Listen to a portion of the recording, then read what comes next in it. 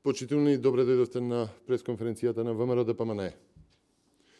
Почитувани, денес јасно се покажува дека ВМРО-ДПМНЕ е под политички инструирана полициска опсада само заради ефтин политички театар кој се случи поради покривање на сопствената немок и неспособност на власта.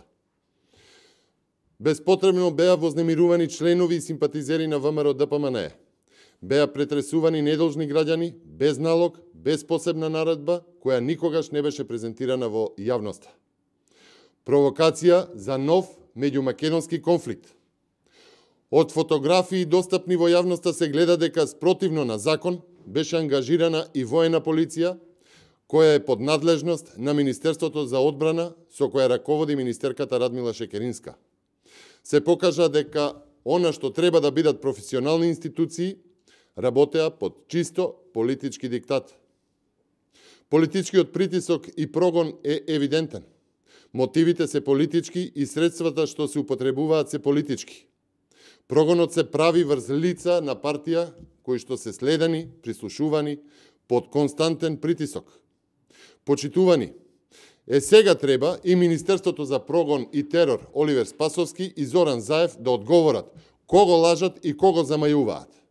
Тие, имајќи ги во раце неограничените ресурси на државната безбедност и под едни вакви услови, сакаат и уште сакаат лажно да прикажат дека не знаеа и не знаат за движењето на Никола Груевски. Тоа е дилема која треба тие да ја одговорат. Што се случува со самиот чин? ВМРО-ДПМНЕ не се согласува со самото заминување на Никола Груевски. Тоа не е опција, дури и кога сите знаат дека се работи за политички прогон. Така се загрозуваат и другите лица, кои исто така се цел на тој прогон. Во оваа држава мора да престане самоволието на власта. Оваа власт го донесе најцрното време на Македонија.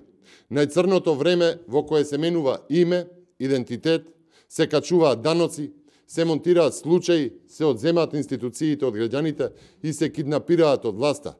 Се прогонува опозицијата и незината критичка мисла. Токму оваа власт ја киднапираше државата, ја уништува демократијата. Колку повеќе притискате, толку повеќе губите, а ќе паднете.